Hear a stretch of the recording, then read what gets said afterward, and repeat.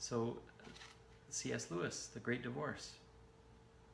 Last time we heard about the Episcopal ghost, the ghost whose, I won't say spiritual pride, but religious pride and maybe philosophical pride got in his way of accepting the invitation.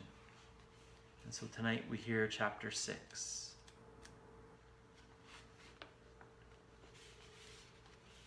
The cool, smooth skin of the bright water was delicious to my feet, and I walked on it for about an hour, making perhaps a couple hundred of yards.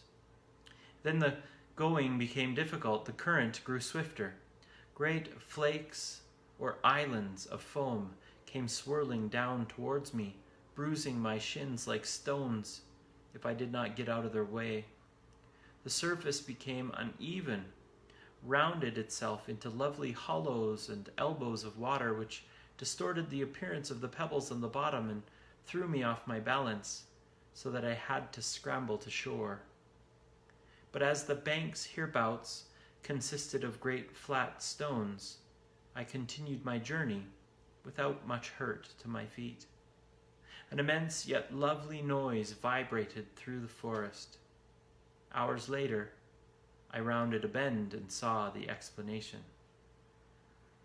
Before me, green slopes made a wide amphitheater, enclosing a frothy and pulsating lake into which, over many colored rocks, a waterfall was pouring. Here, once again, I realized that something had happened to my senses, so that they were now receiving impressions which normally would have exceeded their capacity.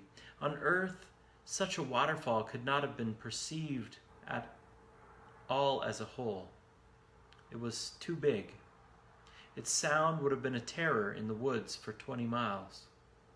Here, after the initial shock, my sensibility took, both as a well-built ship takes a huge wave, and I exulted. The noise, though gigantic, was like giants' laughter, like the revelry of a whole college of giants together, laughing, dancing, singing, roaring at their high works. Near the place where the fall plunged into the lake, there grew a tree, wet with the spray, half veiled in foam boughs, flashing with the bright, innumerable birds that flew among its branches. It rose in many shapes of billowy foliage, huge as a fenland cloud.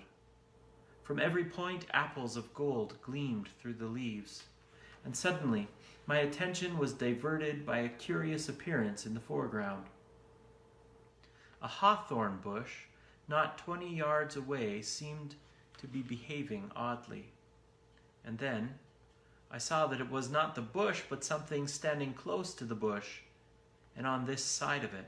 And finally I realized that it was one of the ghosts. It was crouching, as if to conceal itself from something beyond the bush. And it was looking back at me and making signals. It kept on signing to me to duck down. As I could not see what the danger was, I stood fast. And presently the ghost, after peering around in every direction, ventured beyond the hawthorn bush. It could not get on very fast because of the torturing grasses beneath its feet, but it was obviously going as fast as it possibly could, straight for another tree. And there it stopped again, standing upright against the trunk as though it were taking cover. Because the shadow of the branches now covered it, I could see it better. It was my bowler-hatted companion, the one whom the big ghost had called Ike.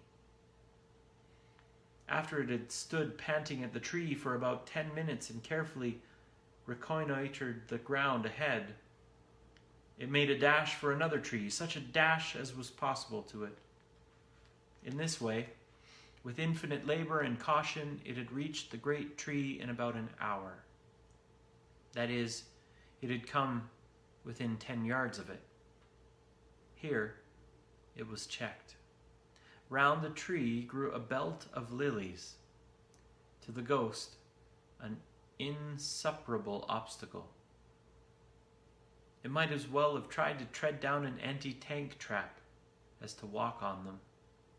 It lay down and tried to crawl between them, but they grew too close and they would not bend. And all the time, it was apparently haunted by the terror of discovery. At every whisper of the wind, it stopped and cowered. Once, at the cry of a bird, it struggled back to its last place of cover. But then the desire hounded it out again, and it crawled once more to the tree. I saw it clasp its hands and writhe in the agony of its frustration. The wind seemed to be rising. I saw the ghost wring its hand and put its thumb into its mouth, cruelly pinched, I doubt not, between two stems of the lilies when the breeze swayed them. And then came a real gust. The branches of the tree began to toss. A moment later, and 6 apples had fallen round the ghost, and on it. He gave a sharp cry, but suddenly checked it. I thought the weight of the golden fruit where it had fallen on him would have disabled him, and certainly for a few minutes he was unable to rise. He lay whimpering, nursing his wounds. But soon he was at work again. I could see him feverishly trying to fill his pockets with the apples. Of course, it was useless.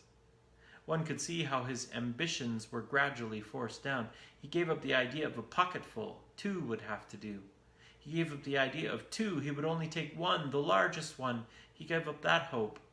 He was now looking for the smallest one. He was trying to find if there was one small enough to carry. The amazing thing was that he succeeded. And when I remembered what the leaf had felt like when I had tried to lift it, I could hardly help admiring this unhappy creature when I saw him rise, staggering to his feet, actually holding the smallest of the apples in his hands. He was lame from his hurts, and the weight bent him double, and yet even so, inch by inch, still availing himself of every scrap of cover, he set out on his Via Dolorosa to the bus, carrying his torture. "Fool! Put it down!" said a great voice suddenly. It was quite unlike any other voice I had heard so far.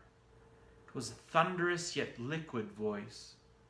With an appalling certainty, I knew that the waterfall itself was speaking. And I saw now, though it did not cease to look like a waterfall, that it was also a bright angel who stood, like one crucified, against the rocks, and poured himself perpetually down towards the forest with loud joy. "Fool," he said, "put it down. You cannot take it back. There is not room for it in hell. Stay here and learn to eat such apples. The very leaves and the blades of the grass in the wood will delight to teach you." Whether the ghost heard or not, I don't know. At any rate, after pausing for a few minutes, it braced itself anew for its agonies and continued, with even greater caution, till I lost sight of it.